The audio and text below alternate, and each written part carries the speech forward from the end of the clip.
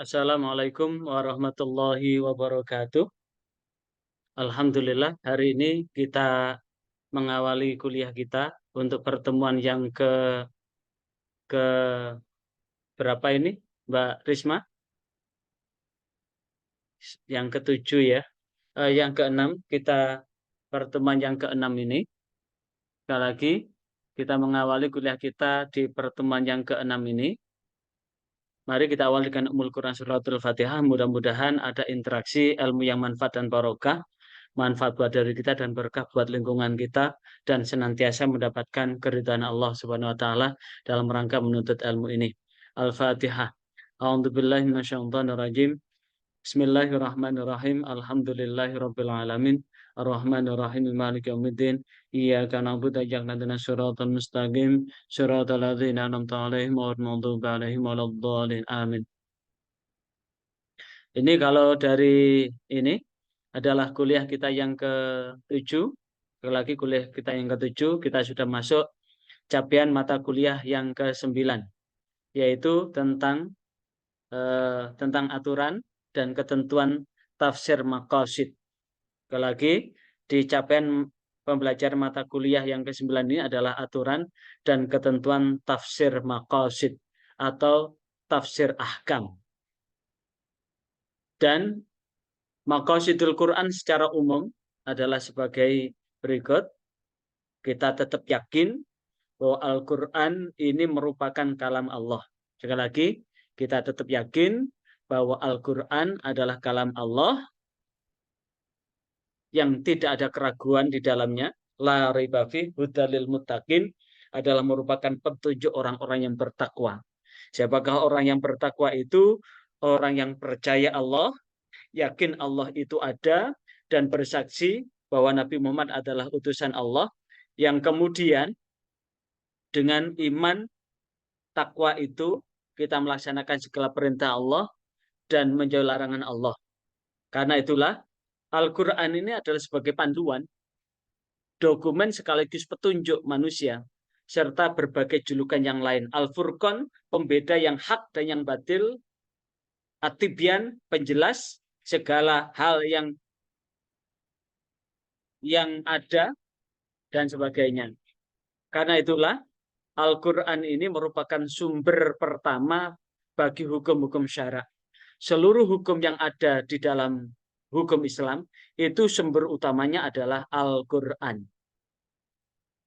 Karena itu Al-Quran ini diprogram sebagai kitab suci untuk menjadi hudan, petunjuk, baik bagi masyarakat ketika Al-Quran itu diturunkan saat Rasulullah masih hidup bersama sahabat-sahabat Rasulullah, maupun untuk masyarakat secara keseluruhan tanpa kecuali.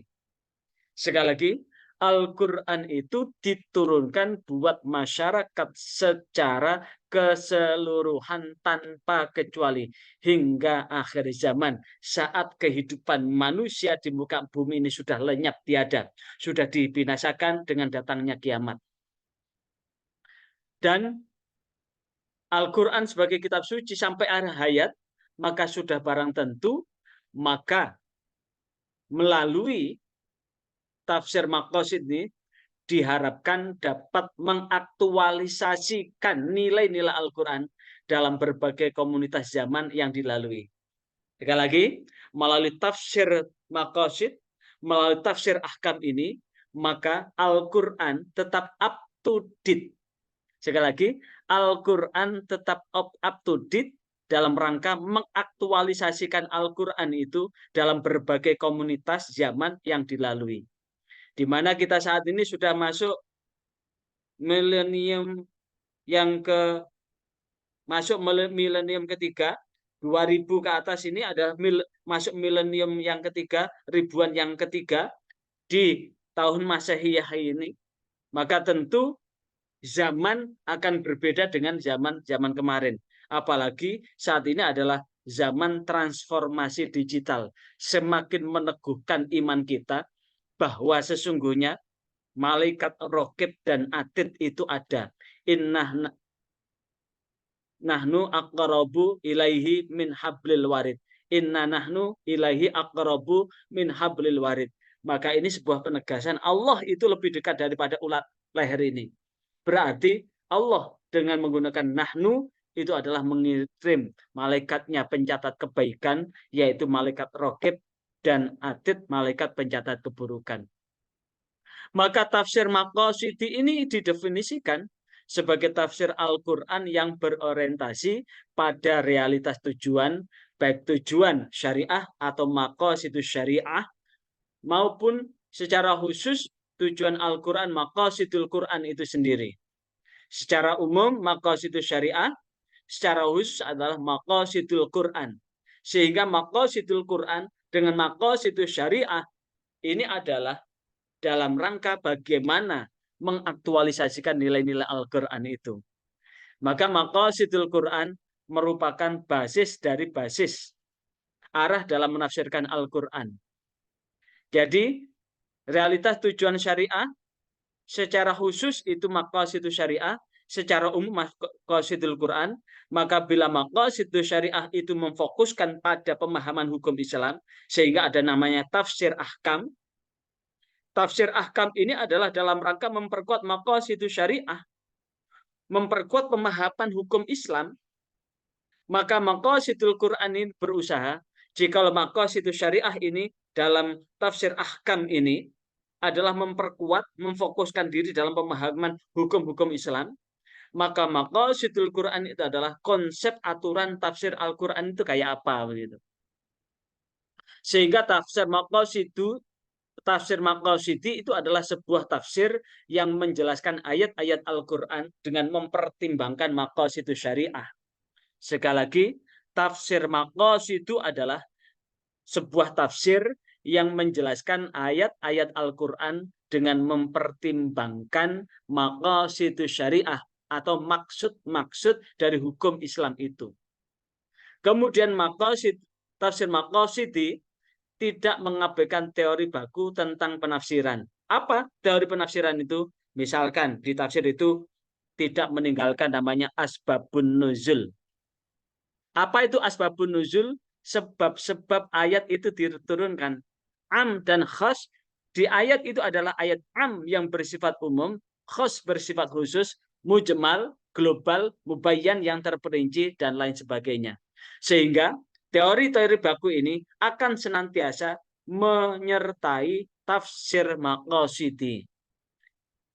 Tafsir maqasidi ini juga tidak akan lepas dari perangkat ilmu umum seperti sosiologi, antropologi, dan filsafat. Karena apa?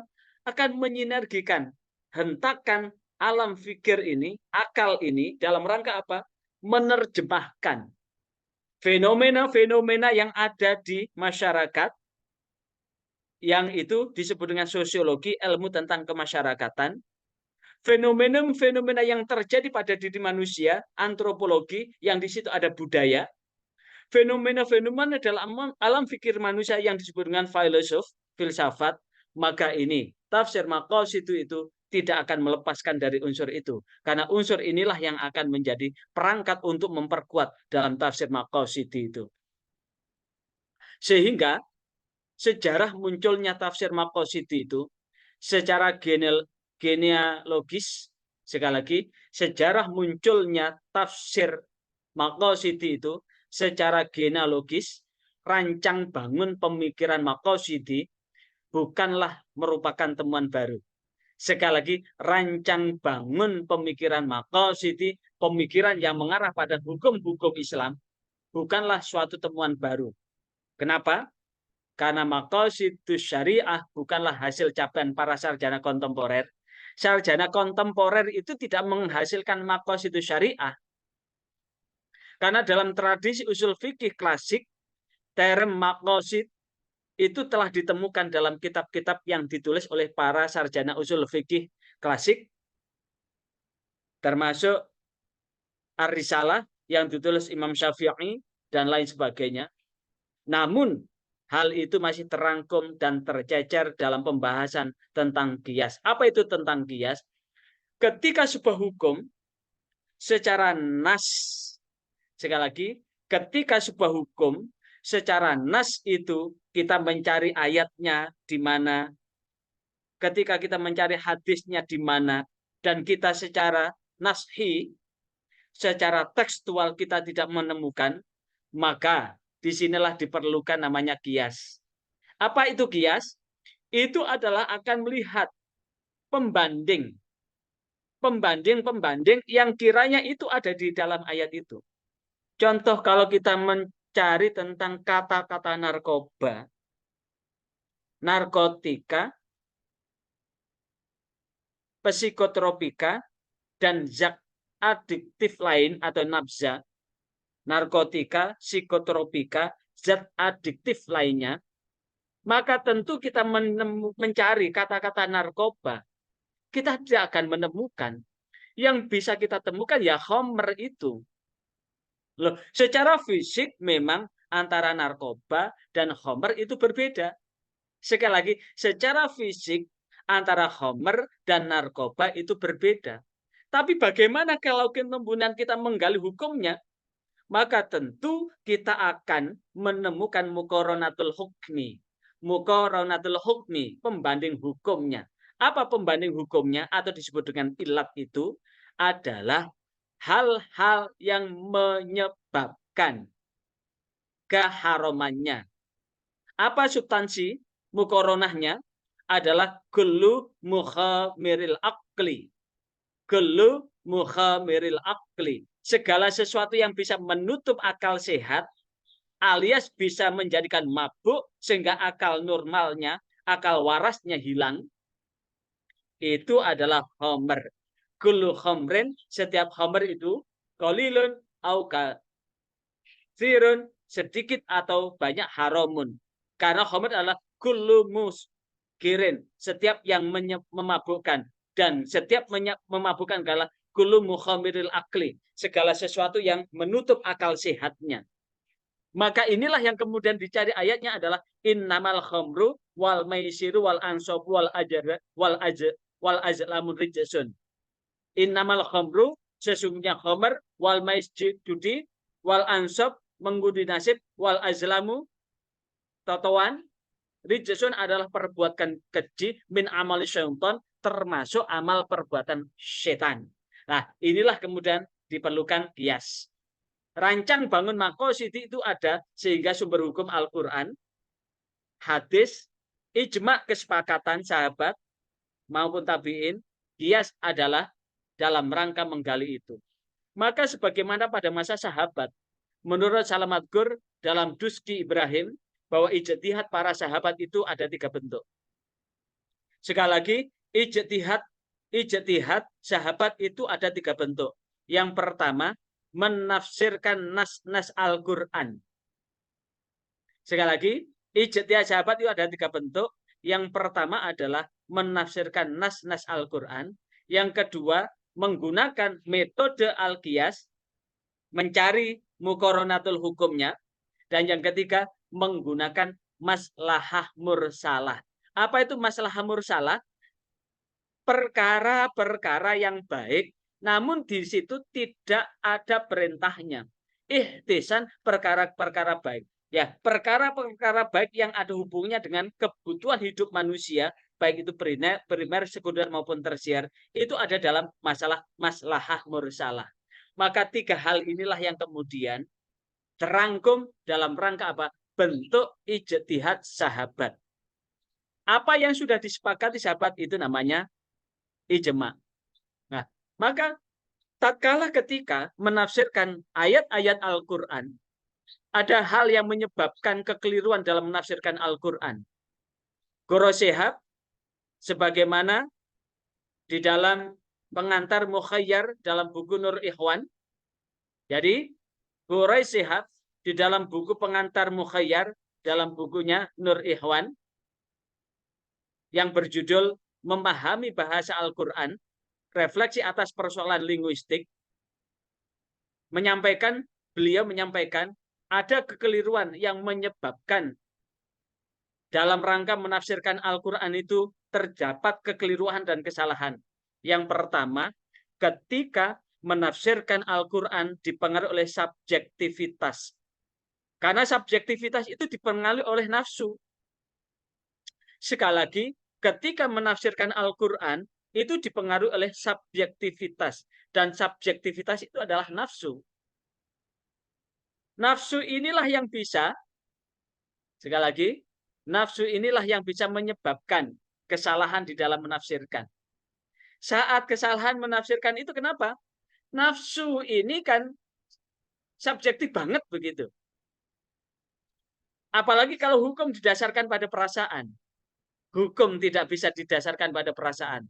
Tapi hukum itu adalah harus betul-betul berdasarkan akal nalar yang didasarkan pada Al-Quran dan hadis. Karena hukum jikalau didasarkan pada perasaan, maka hancurlah, rusaklah keislaman kita. Yang kedua, kekeliruan dalam menerapkan metode atau kaidah. Ketika menggali sebuah hukum atau menafsirkan, tapi metode dan kaidahnya keliru, maka akan keliru hasilnya. Yang ketiga adalah adanya kedangkalan ilmu-ilmu alat. Apa itu ilmu-ilmu alat yang sangat diperlukan? Pertama, ilmu tentang bahasa. Bahasa Arab itu aja banyak. Ada ilmu nahwu, ilmu sorof, i'lal, i'rab, balaghah, badi', mani'. Ini alat dalam kebahasaan. Maka kalau kemudian kekinian, ada orang mengatakan bahwa saya tidak taklid, saya ijtihad, tapi dia bahasa Arab aja tidak bisa. Kemudian mengetahui arti dari Al-Quran hanya dari terjemahan bahasa Indonesia, maka itu bohong. Karena untuk menafsirkan ayat, akan keliru menafsirkan ayat jikalau ilmu alatnya sangat dangkal. Sehingga wujudnya ya sekarang ini belakangan ini muncul kelompok aliran radikal-radikal itu yang gampang mengkafir-kafirkan, yang gampang memurtad-murtadkan. Panduannya saya ini kembali pada Al-Quran dan hadis, tapi dia memahami Al-Quran dan hadis dari terjemah. Inilah yang kemudian akan menyebabkan kekeliruan. Yang keempat, kedangkalan pengetahuan tentang materi uraian pembicaraan ayat itu. Apa? Uraian materi ayat itu. Menguraikan karena di dalam ayat itu ada munasabatul ayat. Ada bagian yang merupakan secara mujmal dalam ayat itu. Yang kelima, tidak memperhatikan konteksnya. Konteks ayat itu diturunkan. Sekali lagi, tidak memperhatikan konteks ayat itu diturunkan. Baik itu asbabun nuzul, apa itu asbabun nuzulnya? Sebab-sebab ayat itu diturunkan. Yang kedua, munasabatul ayat. Antara ayat satu dengan yang lain itu saling berkaitan. Dan yang ketiga adalah kondisi sosial masyarakat ketika ayat itu diturunkan. Inilah yang kemudian ketika kemudian dia dengan semangat ijtihadnya dan dia tidak memiliki piranti itu, maka akan menimbulkan sesat lagi menyesatkan di dalam memahami itu. Dan yang keenam, tidak memperhatikan siapa pembicaranya, terhadap siapa pembicaraan itu ditujukan. Karena ketika kita ngomong, maka tentu kita harus memahami siapa yang diajak ngomong. Kalau betul-betul yang diajak ngomong itu orang yang tidak waras, maka arah pembicaraan ini tidak akan ada manfaat. Sehingga dalam menafsirkan tetap memperhatikan hitopnya. Apakah itu hitop yang diajak bicara atas nas itu? Dan satu hal yang bisa dipahamkan, Ali Hasbullah, sekali lagi, Ali Hasbullah di dalam kitab Usul Tasyri' il-Islami menyampaikan bahwa maqasid ada 3 tingkatan. Maqasid atau tujuan Al-Quran diturunkan, tujuan tafsir ahkam, itu ada 3 hal. Maqasidul Quran, maqasidul syariah, itu ada 3 tingkatan. Tingkatan yang pertama, maqasid itu, yang pertama adalah maqasidud daruriyah. Maqasidud daruriyah. Keniscayaan, keharusan. Tingkat ini dilakukan adalah tingkat kebutuhan yang harus ada. Atau disebutkan juga kebutuhan yang bersifat primer.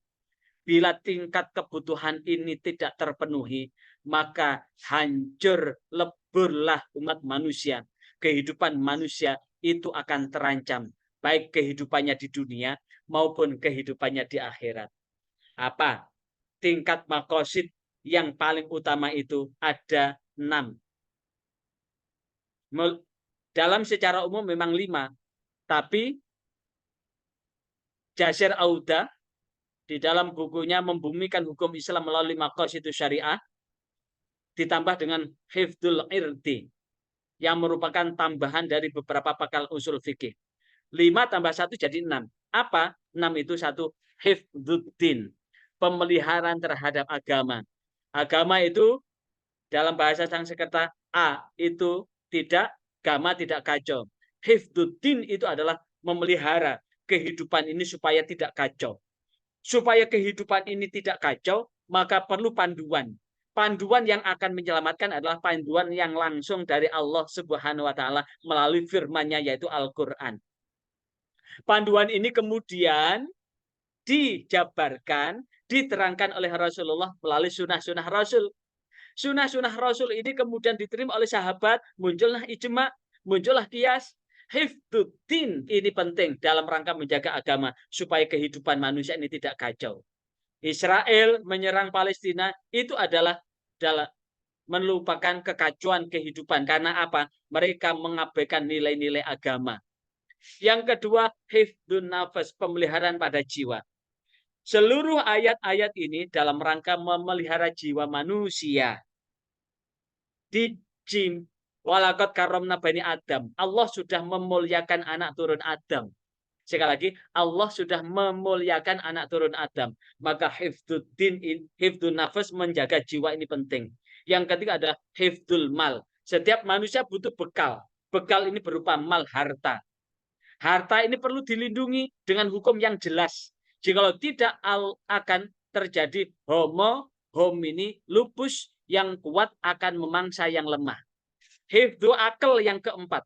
Apa hifdzu akal itu? Manusia punya nalar. Adin liman wal aklu. Agama adalah orang yang punya akal. Waladinu liman la aklalahu. Tidak ada agama bagi orang yang tidak berakal. Maka yang dikatakan mukallaf itu bukan hanya sekedar mukallaf, tapi juga berakal. Orang yang tidak berakal maka tidak dikenakan hukum. Maka menjaga akal itu penting. Dan yang kelima adalah hifdzun nasl, menjaga keturunan. Maka ada syariat perkawinan, munakahah, itu adalah dalam rangka hifdzun nasl. Jikalau tidak dilindungi, manusia kehidupannya seperti ayam, kambing, sapi, maka ini akan menyebabkan manusia itu akan terjerembab dalam kehinaan. Maka itu daruriyah ini, keturunan harus dijaga, dipelihara. Dan yang kedua adalah hifdzul irti, menjaga kehormatan. Manusia itu punya kehormatan. Manusia punya martabat yang perlu dihormati. Maka hifdzul irti ini juga harus dijaga. 6 hal inilah yang disebut dengan maqasidud daruriyah. Ketika ada pertanyaan di dalam ujian nanti, coba apa yang dimaksud dengan maqasidud daruriyah? Sebutkan maqasidud daruriyah itu terdiri dari apa saja. Maka jawabannya, maqasidud daruriyah adalah tingkat kebutuhan yang harus ada atau disebut dengan kebutuhan primer. Apabila tingkat kebutuhan ini tidak terpenuhi, maka akan rusaklah keselamatan manusia dan terancamlah keselamatan manusia baik di dunia maupun di akhirat. Dan maqasidud daruriyah itu ada 6. Hifdzuddin, hifdzul nafas, hifdzul mal, hifdzul akal, hifdzul nasl, hifdzul irti. Ketika ada pertanyaan, coba sebutkan macam-macam maqasidud daruriyah. Maka jawabannya hifdzuddin, hifdzul nafas, hifdzul mal, hifdzul akal, hifdzul nasl, dan hifdzul irti. Masih yang disampaikan Ali Hasbullah, yang kedua adalah maqasidul hajjiyah. Kebutuhan, maksud-maksud yang bersifat kebutuhan, yaitu kebutuhan yang bersifat sekunder. Jika kebutuhan ini tidak terpenuhi keselamatan, maka tidak sampai mengancam, tapi manusia akan mengalami kesulitan. Sholat, misalkan. Sholat ini dalam rangka menjaga manusia supaya martabat manusia ini tetap mengikuti dinamika. Maka jikalau manusia ini tidak sholat, maka dia akan mengalami kesulitan. Zakat pun begitu, puasa pun begitu. Itu adalah dalam rangka maqasidul hajjiyah, kebutuhan. Bukan hanya sekedar kewajiban, tapi kita sholat itu kewajiban, membayar zakat wajib, kebutuhan. Kita puasa itu kebutuhan. Dan yang ketiga adalah maqasid tahsiniyah. Maqasid tahsiniyah. Maqasid tujuan yang bersifat untuk memperbaiki tatanan, tahsin, litahsin, untuk kebaikan. Dan ini bersifat tersier. Apa artinya? Kebutuhan ini tidak akan mengancam jati diri manusia dalam 5 pokok tadi, dan tidak pula menimbulkan kesulitan apabila tidak terpenuhi. Tapi manusia menyebabkan kehinaan. Akhlak ini adalah bagian maqasid tahsiniyah. Sholat yang khusyuk itu dalam rangka tanha anil fahsya wal munkar. Orang sholat Allahu Akbar, tapi tidak ditahsin, tidak khusyuk, maka hasilnya tidak. Orang sedekah itu harus ikhlas. Kalau tidak ikhlas, tidak tahsin, maka akan melukai orang. Puasa kalau tidak tahsin, hanya sekedar gugur kewajiban. Haji kalau tidak tahsin, maka tidak mabrur. Tahsin, ada tahsiniyah, akhlak di dalamnya. Kemudian, tatkala sudah mengkaji tafsir maqasidi, sekali lagi, tatkala mengkaji tafsir maqasidi, maka di saat itu apa yang bisa dilakukan? Saat kita mengkaji apa topik utama tafsir maqasidi itu? Menurut Muhammad Idris Mesud ini adalah seorang intelektual cendekiawan dari Maroko. Dalam bukunya Tafsir Maqasid itu metode alternatif dalam penafsiran Al-Quran yang diterjemahkan Umayyah. Maka ada 3 topik utama. Yang pertama, tafsir Maqasid itu adalah meningkatkan budaya membaca Al-Quran. Budaya membaca Al-Quran. Yang kedua, budaya menghayati makna Al-Quran. Yang ketiga, budaya mengaplikasikan ajaran Al-Quran. Sehingga topik utama tafsir Maqasid itu adalah bagaimana kita menjadikan Al-Quran sebagai referensi utama untuk hidup. Saat kita gundah, galau, gelisah, Al-Quran kita baca. Dalam rangka ada apa? Menghadirkan malaikat-malaikat Allah. Agar apa? Hati ini tidak kosong. Membudayakan baca Al-Quran. Bukan hanya membaca Al-Quran, tapi ketika dibaca Al-Quran, ditadaburi dalam rangka hayati maknanya. Sehingga semakin teguh iman kita. Ketika sudah menghayati ayat maknanya, makna ayatnya, maka kemudian bagaimana kita mengaplikasikan dalam kehidupan.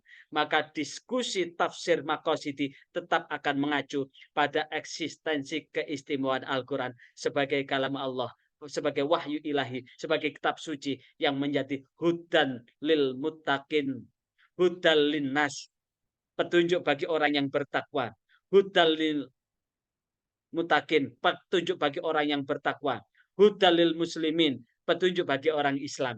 Dalam rangka apa? Menyadarkan dan menyadarkan diri Al-Quran itu inna nahnu nazzalna dzikra wa inna lahu lahafidin. Maka sungguh Allah menjaga keaslian Al-Quran itu. Sekarang bagaimana ketentuan aturan tafsir maqasidi menurut tokoh-tokohnya? Yang pertama menurut Asy-Syatibi dalam kitab Muwafaqat, kitab yang merupakan magnum opusnya bidang maqasid syariah. Sekali lagi, kitabnya Asy-Syatibi, tokoh utama ini adalah dalam Al-Muwafaqat, yang adalah merupakan magnum opusnya bidang maqasid syariah, membagi dalam 2 kategori. Yang pertama adalah qasdus syari'. Apa itu qasdus syari'? Maksud dari syariat Allah dan Rasulnya dalam kategori ini. Yang kedua, apa? Qasdul mukallaf. Maksud dari manusia sebagai objek taklif. Manusia sebagai objek taklif. Sehingga menurut Asy-Syatibi, perbuatan seseorang manusia harus sesuai dengan tuntunan syari'. Tentu ketentuan hukum dalam artian apabila manusia itu melakukan perbuatan di luar panduan syariat, maka perbuatannya akan batil, rusak, dan tidak diterima di sisi Allah. Untuk yang pertama, qasdus syari', maksud syari' itu ada 4. Yang pertama adalah qasdus syari' fi wad'is syari'ah. Sekali lagi, qasdus syari' fi wad'is syari'ah. Maksud syara' atau hukum dalam menurutkan hukum syariat. Menurut Syatibi, syariat itu diturunkan oleh syari', yaitu Allah dan Rasul-Nya. Siapa syari' yang menetapkan hukum itu? Qasdus syari', maksud penetap hukum itu Allah dan Rasul-Nya. Syari' itu adalah yang memberikan hukum Allah dan Rasul-Nya. Maka syariat yang diturunkan oleh syari' Allah dan kemudian dijabarkan oleh Rasulullah adalah untuk mewujudkan kemaslahatan manusia dengan menghindarkan kemafsadatan. Bagaimana? Hifduddin, hifdun nafas, hifdul mal, hifdul akal, hifdul nasl, hifdul irdi tetap terjaga. Kemaslahatan manusia tetap jaga, kehidupan tetap harmoni, dan kerusakan bisa dihindarkan. Itu disebut dengan qasdus syari' fi wad'is syari'ah. Yang kedua, qasdus syari', maksud pembuat undang-undang yaitu Allah dan Rasul-Nya fi wad'is syari'ah al-afham, adalah mewujudkan maksud syari' yang pembuat syariat adalah Allah dan Rasul-Nya dalam rangka menurunkan syariat supaya dapat dipahami. Kata supaya dapat dipahami adalah syariat Islam itu sesuai dengan akal. Makanya orang-orang yang benci dengan Al-Quran, orang-orang yang benci dengan Islam, kemudian dia memahami Al-Quran, bukan semakin kufur dia semakin mendapatkan hidayah Allah melalui Al-Quran. Betapa banyak orientalis-orientalis yang benci dengan Islam, kemudian membuka ayat-ayat Al-Quran, dibuka satu persatu, ayat per ayat, dibaca, dipahami. Maka Allah memberikan hidayah karena Al-Quran itu tidak bertentangan dengan Al-Quran. Hadis Rasulullah pun tidak bertentangan dengan Al-Quran. Jika ada hadis Nabi itu bertentangan dengan akal, maka itu dapat dipastikan hadis itu, hadisnya minimal dhaif, maksimal adalah hadis yang dibuat-buat. Apalagi hadis yang digandengi dengan cerita Israiliyah. Yang ketiga adalah qasdus syari' fi wad'is syari'ah wal muqtadhaha. Apa yang dimaksud? Maksud syari' dalam menurunkan syariat untuk dilaksanakan sesuai dengan permintaan syari'. Jadi Allah menurunkan Al-Quran, Rasulullah menyampaikan hadisnya, menampaikan dawuhnya, memberikan contoh dan mengakui dengan apa yang dilakukan, yang disaksikan oleh Rasulullah. Itu adalah untuk syari', tidak pernah menetapkan syariat di luar batas kemampuan manusia. La yukallifullahu nafsan illa wus'aha. Allah tidak akan membebani manusia di luar batas kemampuannya. Dan yang keempat, qasdus syari' fi dukhul lil mukallaf tahta ahkam syari'ah. Tujuan syari', pembuat syari' yaitu Allah dan Rasul-Nya, agar bagaimana manusia itu masuk kepada syariat, supaya terhindar dari perbuatan yang menurut hawa nafsu, sehingga bisa menjadi hamba Allah yang ikhtiaron, bebas melakukan pilihan, bukan karena ittiraron atau merasa terpaksa. Allah memberikan kebebasan kok. Allah ngasih akal supaya bebas memilih. Bagi Allah, kalau Allah menginginkan umat manusia itu Islam semua, tidak sulit bagi Allah. Tapi Allah adalah ikhtiaron, bukan ittiraran. Allah memberikan kebebasan. Silahkan pilih. Kalau ingin menjadi penghuni surga, silahkan kejar untuk menjadi penghuni surga. Kalau ingin menjadi penghuni neraka, silahkan kejar menjadi penghuni neraka. Silahkan, bebas. Andaikan seluruh manusia ingkar semua, tidak rugi kok Allah. Nah, qasdul mukallaf tadi. Kemudian menurut Ibnu Asyur, di dalam menurut Ibu Asyur yang dikutip oleh Mani Abdul Hilman Mahmud dalam metodologi tafsir kajian komprehensif metode para tafsir, dikutip oleh Mahmud bahwa menurut Ibnu Asyur itu menemukan maqasid ada beberapa langkah. Langkah pertama itu, sekali lagi, untuk menemukan maqasid syariah ada beberapa langkah. Yang pertama adalah dilakukan observasi baik secara induktif atau istiqra, membaca fenomena-fenomena yang khusus dengan mengkaji, satu, meneliti semua hukum yang diketahui alasan hukumnya atau ilatnya, penetapan ilatnya. Yang kedua, meneliti dalil-dalil hukum yang sama ilatnya, hingga kemudian di situ ada maqasid, maksud yang dikehendaki syariah. Yang kedua, menemukan dalil melalui petunjuk tekstual Al-Quran. Dan yang ketiga, menemukan dalil dalam sunnah yang mutawatir, baik mutawatir maknawi maupun melalui kesaksian para sahabat terhadap Nabi, maupun mutawatir amali melalui kesaksian sahabat secara individu terhadap perbuatan Nabi secara berulang-ulang. Inilah yang kemudian bisa menemukan maqasidus syariah itu. Kemudian Ibnu Asyur juga menawarkan langkah untuk mendeteksi maqasid. Bagaimana cara mendeteksi? Jika ada pertanyaan, coba jelaskan langkah-langkah apa yang ditawarkan oleh Ibnu Asyur dalam mendeteksi maqasid.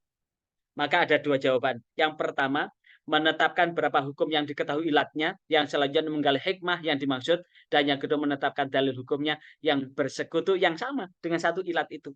Contoh tadi, khamr tadi ilatnya sama, yaitu memabukkan, hingga ada kemungkinan bahwa ilat itu adalah maksud dari syari, bahwa segala sesuatu yang bisa menghilangkan akal adalah haram, itu adalah perbuatan setan, fajatanibuh, maka jauhilah. Kemudian ada konsep maqasid menurut At-Talibi, sebagaimana yang ditulis At-Talib dalam Yalullah afkar jadidah fi alaqatil muslim binafsihi wa bi al khairin, menyampaikan bahwa ada dua hal. Seorang musafir itu harus berusaha memahami ayat Al-Quran dalam konteks ketika diturunkan. Jadi ketika mau memetakan maksud syariah itu adalah berusaha memahami ayat Al-Quran dalam konteks diturunkan fi dhurufi nuzulihi. Saat diturunkan, bukan isolasi abstrak dalam konteks itu. Sehingga pada tahap ini ilmu asbabun nuzul yang bersifat mikro maupun bersifat makro ini merupakan bahasan utama. Seseorang tidak akan menemukan maqasid itu jika tidak paham ini. Yang kedua, seorang mufasir harus selama-lamanya memegang prinsip maqasid, muqarabah maqasidiyah, dalam mengekstrak pesan ayat Al-Quran. Sehingga mindset, pola pikir harus ada dalam diri mufasir adalah bahwa sesuatu harus diekstrak dari ayat Al-Quran. Adalah ide dasar yang berlandaskan materi historis. Inilah yang dapat saya sampaikan pada kesempatan ini tentang ketentuan itu. Barangkali ada pertanyaan Mbak Saidah? Baik, saya cukupkan sekian. Mudah-mudahan ada guna dan manfaat buat kita semua, sehingga kita termasuk orang yang Allah selamatkan, fid dunya hasanah, wa fil akhirati hasanah, wa qina adzabannar. Dan mudah-mudahan Allah membimbing kita di jalan yang benar, jalan yang Allah ridhoi, hingga hidup dan kehidupan kita selamat dunia hingga akhirat. Wassalamualaikum warahmatullahi wabarakatuh.